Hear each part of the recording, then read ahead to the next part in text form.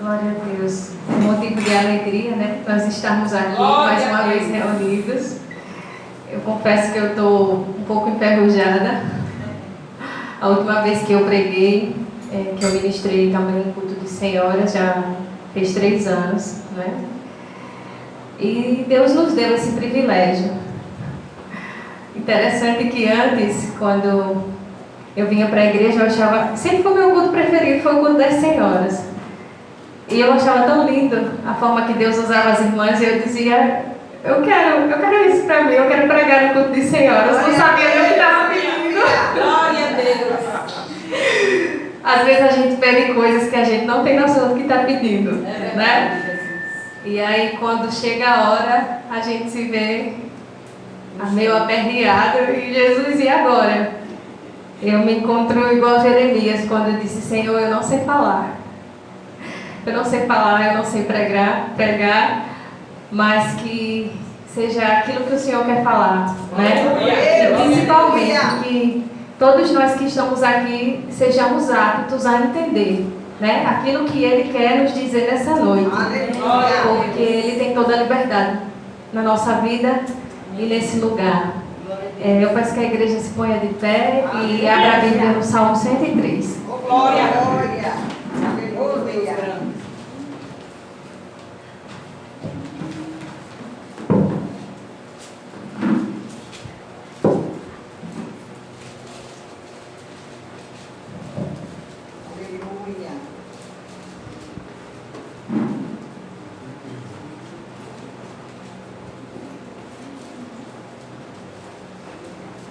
Salmo 103.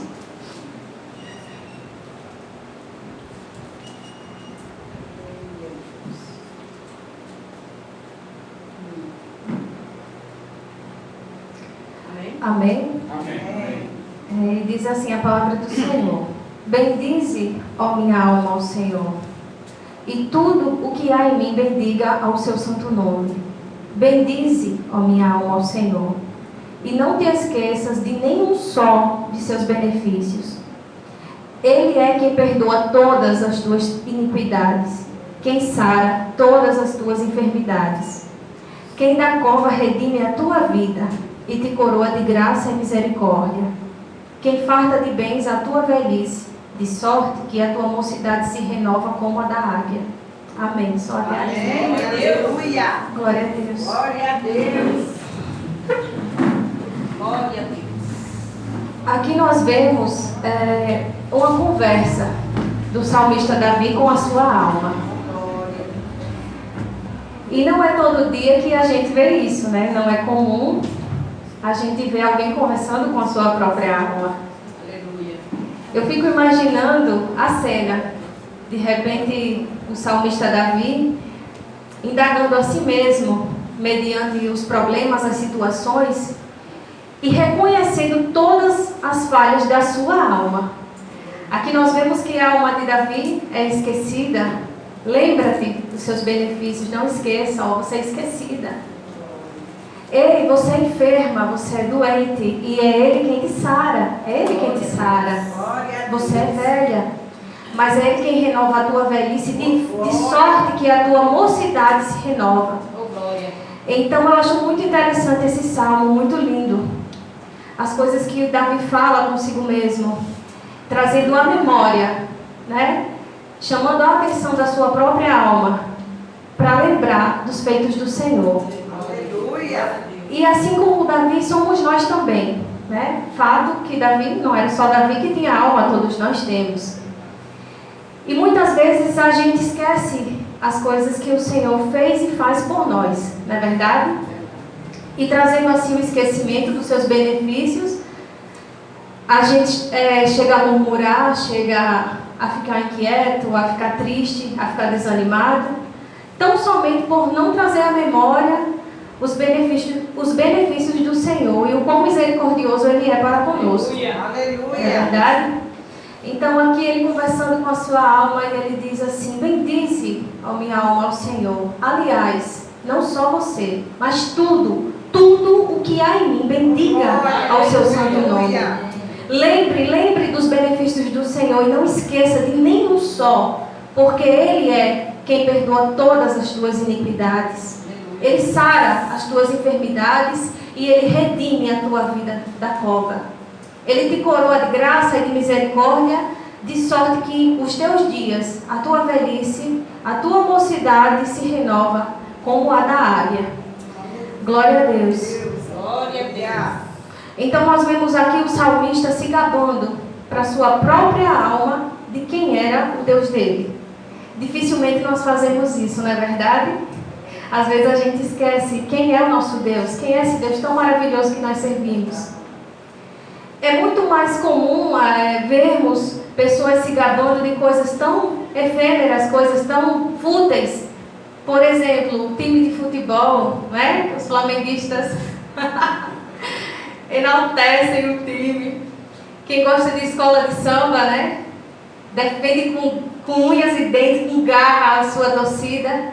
Mas dificilmente a gente vê a gente mesmo se gabando do nosso Deus, né? De todos os seus feitos, de quão bondoso Ele é. Glória a Deus. Aleluia. Então nós vemos aqui, lá em Gênesis, quando Deus criou o homem, né? Do pó da terra, Deus criou o homem. Só que Deus não é corpo. A intenção de Deus ao criar o homem foi tão somente se relacionar com o homem. Deus o criou para a sua adoração, para ter intimidade, né? Para ter uma vida eterna de comunhão e de amizade, de intimidade com o homem. Só que Deus não é corpo. Então Deus criou a alma, que é o corpo invisível. No nosso corpo físico, material, nós vemos tudo e sabemos que temos o aparelho digestivo, o aparelho respiratório, temos órgãos e temos até mesmo unhas, acabamentos, né? Então, somente acabamentos. Tamanho é o zelo de Deus para com a nossa vida, porque Ele pensou em todos os detalhes. Glória a Deus. Tudo no nosso corpo trabalha de uma forma interligada. Se uma coisa parar, dá pane em tudo. Imagine só se os nossos rins resolvem fazer uma greve. O negócio fica feio, porque aí ele não vai mais filtrar as toxinas, né, do nosso corpo. E aí, quantas pessoas fazem hemodiálise, né, porque tão somente isso, os rins não estão mais fazendo a sua função. Então nós vemos todo esse conjunto no nosso corpo, toda essa funcionalidade. Tamanho é o zelo de Deus. Assim também é a nossa alma, que é o corpo invisível. A gente não vê, mas a gente sabe que tem. E a alma não é o espírito. Ainda vou falar sobre o espírito. Assim como no nosso corpo tem o aparelho digestivo, respiratório, a nossa alma também tem o aparelho intelectivo. É onde está a nossa inteligência, onde está a nossa memória, onde estão nossos reflexos. Você sabe que você é inteligente, mas você não pode pegar na sua inteligência, mas você sabe que é. Você tem memória, você não pega na sua memória, mas você lembra das coisas. Você tem atenção, você não pode pegar, não pode mostrar, mas você sabe que tem. Então tudo isso está na nossa alma. Só que Deus também não é alma. Glória a Deus. Aleluia. Deus é espírito. Então Deus criou o espírito do homem. E quando houve a queda de Adão, o espírito do homem morreu. E perdemos essa conexão com o Senhor. Então agora Deus começa a bolar um plano para restabelecer a conexão de volta com o homem. Porque não poderia, né, Deus ter tido esse trabalho todinho em vão. Não pode, nada que o Senhor faz em vão. Então Deus restabelece e diz a Eva que da descendência dela viria um que iria pisar a cabeça da serpente, né? E que a serpente iria comer o pó da terra. Sabemos que a serpente ali era o diabo. E o diabo não come pó, mas ele se alimenta das obras da carne, que somos nós que viemos do pó. Então ele se alimenta dessas obras. Então na nossa alma está os sentimentos, os desejos, os pensamentos, tudo isso. E quando o nosso espírito não tem uma aliança estabelecida com o Senhor, não houve essa conexão, a sua alma, que é você, quer tudo que é da carne, que é tudo que agrada a carne, que é tudo que agrada ao mundo. Você, por vontade própria, você não quer a vontade do Senhor. É uma luta. Jesus disse que verdadeiramente o espírito está pronto, mas que a carne é fraca. Então começa aí uma guerra. Então nós viemos para o Senhor, aceitamos Ele, reconhecemos Ele como o único e suficiente Salvador. E aí a gente vem para a igreja e começa a caminhar com o Senhor, começa a conhecê-lo. Mas a gente vê que temos ainda essas debilidades, essas faltas, os desejos para coisas que não agradam ao Senhor. E aí você se pergunta, o que há de errado comigo? Será que eu aceitei Jesus errado? Por que não houve ainda uma mudança, uma transformação? E aí começa o processo e começa a briga do espírito e da alma. O espírito quer uma coisa porque quando ele se conecta com Deus, ele quer fazer a vontade de Deus, ele quer fazer a vontade do Pai. E a sua alma quer totalmente o oposto, quer fazer as coisas daqui. Começa essa briga. Então vem o Espírito Santo de Deus nos ajudar, nos conectar de novo, nos ensinar, nos dizer qual é o caminho. E você fica naquela, Senhor, eu quero fazer isso. O Senhor diz, não, não é isso que eu quero. Então chegou a hora que você tem que abrir mão da sua vontade. E dizer, Senhor, faça a sua vontade.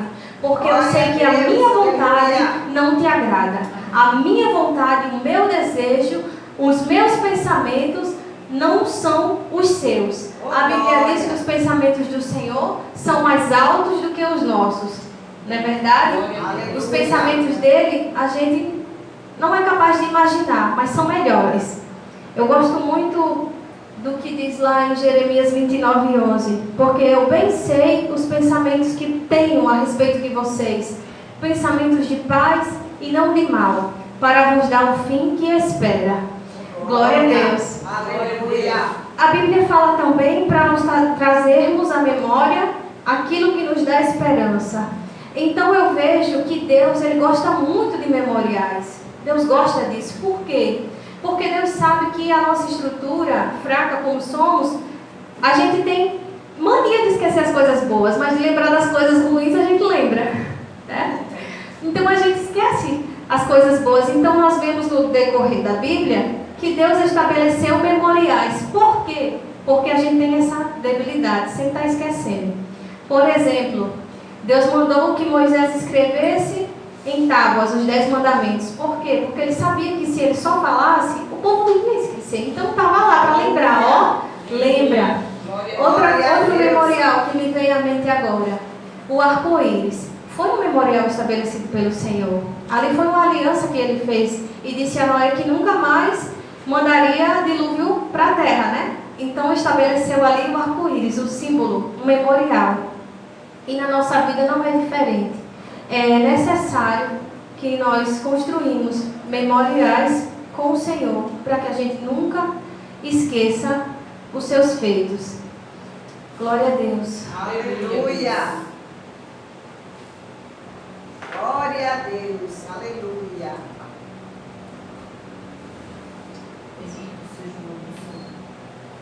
Eu acho que eu já falei tudo que eu escrevi no papel.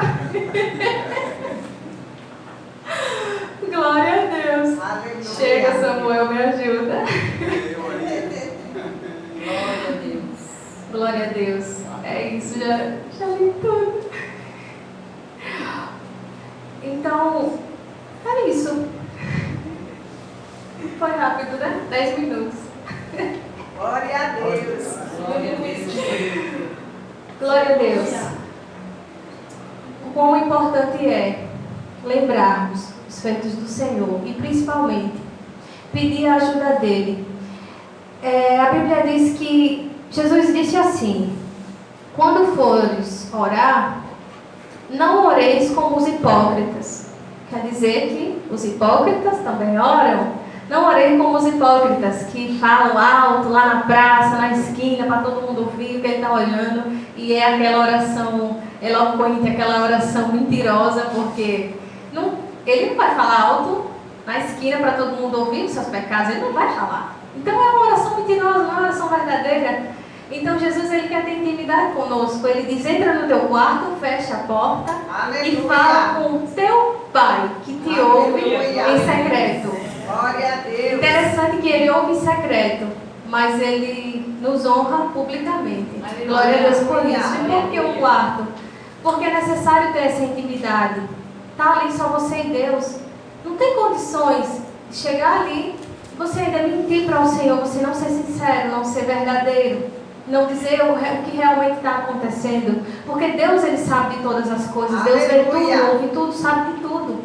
Então, por que mentir para o Senhor? Por que não estabelecer uma relação honesta, de sinceridade, de verdade? Por que não confessar a Ele as nossas fraquezas? Por que não? Glória a Deus. Tem gente que diz assim, não, eu estou orando só em pensamento porque é para o diabo não ouvir. Com medo do diabo ouvir a oração.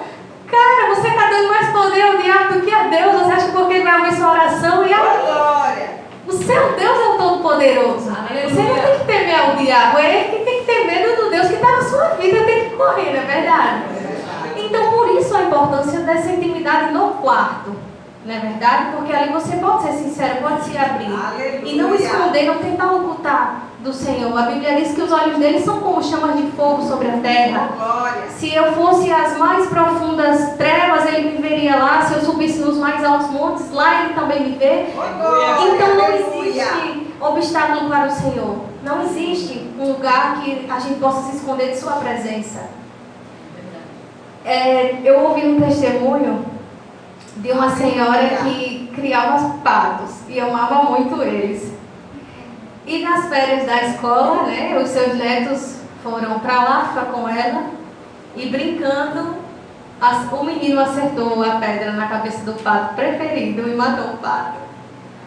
E a irmã viu. Na hora, o que ela disse? Vamos enterrar e tá tudo certo. Nem tão cedo ela vai dar falta do pato, né? Só que a avó estava lá em cima vendo tudo e ficou calada, esperando que ele contasse. E lá vai os dias se passando, vai e vem. A menina começa a chantagear o irmão, porque sabe o segredo. Vai fazer isso para mim, porque se você não fizer, o pato. E o menino oprimido, até que chegou o ponto, a avó vendo toda aquela situação, olhou para ele e disse... Ele criou coragem finalmente e disse, vó, matei o seu pato. E a avó disse, eu sei. Como é que a senhora sabe? Eu estava vendo tudo. Eu estava esperando a sua atitude de me contar. Por que você achou que meu amor pelo pato era maior do que por você? Será que você acha que eu amava mais o pato do que a você e eu não ia perdoar? Então ali foi quebrado. E assim, do mesmo jeito, é a nossa vida. Porque o inimigo, ele está ao nosso derredor. Não é verdade? A Bíblia diz que somos rodeados, acompanhados por uma tão grande nuvem de testemunhas. O inimigo sabe quando a gente erra, quando a gente peca. E ele fica num pé e no outro para acusar, para jogar na cara de Deus. Está vendo? Está vendo? Eu não disse? Ele não presta, ele é assim, ele é assado, ele faz isso, faz aquilo. Então Deus, mesmo sabendo de tudo isso, está esperando a nossa atitude de contar para ele, mesmo sabendo que ele já sabe. Mas para quebrar, sabe? Para quebrar essa autonomia, por assim dizer, do inimigo, que ele é o acusador realmente de nossas almas. Então, para que seja quebrado, nós precisamos sim confessar. A Bíblia diz que aquele que confessa e deixa, alcança misericórdia. Glória, aleluia. Eu gosto muito, interessante essa história. E realmente é bem isso na nossa vida. Às vezes a gente erra, a gente sabe que Deus sabe, a gente sabe que o inimigo sabe, mas a gente fica ocultando aquilo. Não tem coragem, sabe? Faz uma oração só superficial. E isso não é nada bom. Se você continua numa oração superficial, ou se você se preocupa em ser eloquente, em falar bonito, mesmo que numa oração só você e Deus, isso vai criando uma frieza, um distanciamento, sabe? É igual um relacionamento interpessoal. Se você não é sincero, se você não é aberto, isso cria lacuna. E vai. Quando você vai ver, Deus já não é mais seu pai, você já não chama mais ele de pai. Quando Jesus disse, entra no teu quarto, fecha a porta e fala ao teu pai, então é porque ele quer ser chamado de pai. Ele quer que nós sejamos realmente filhos dele e tenhamos ele como pai. E não aquela oração distante, como quando não conhecíamos, que a gente orava só assim, ai Deus, me socorre, ai Deus, faz isso. Não, ele quer ouvir você chamá-lo de pai. Quando Jesus também ensinou aos discípulos a oração, Pai Nosso, mais uma vez ele enfatiza que Deus quer ser chamado de Pai. Ora, Jesus era o Filho. Se Jesus estava falando daquele jeito, ele tinha toda a segurança de falar que Deus queria ser chamado de Pai por nós. E Deus sabe como somos. Deus, aqui ainda no Salmo 103 diz que Ele conhece a nossa estrutura e lembra-se de que nós somos pó. E não nos retribui segundo as nossas iniquidades. Ele não retribui, porque Ele sabe que somos pó. Então cabe tão somente que a gente reconheça isso. Reconheça a nossa falha e principalmente confesse ao Senhor. Seja sincero, seja sincera. Não tente ocultar do Senhor. Não. Estabeleça uma relação de intimidade. Estabeleça mesmo. Fale e também tenha paciência de ouvir, porque muitas vezes a gente faz uma oração tão rápida, vai lá, ora, se levanta e aí, foi embora. Você não teve nem paciência de ouvir o que Deus quer falar. Porque é uma conversa, uma conversação. Não é um diálogo. Quer dizer, é um diálogo, não é um... Esqueci o nome agora. Não é quando você está falando sozinho. Monólogo. É isso mesmo. Não é um monólogo, é um diálogo. Então é duas pessoas conversando. E às vezes você fala,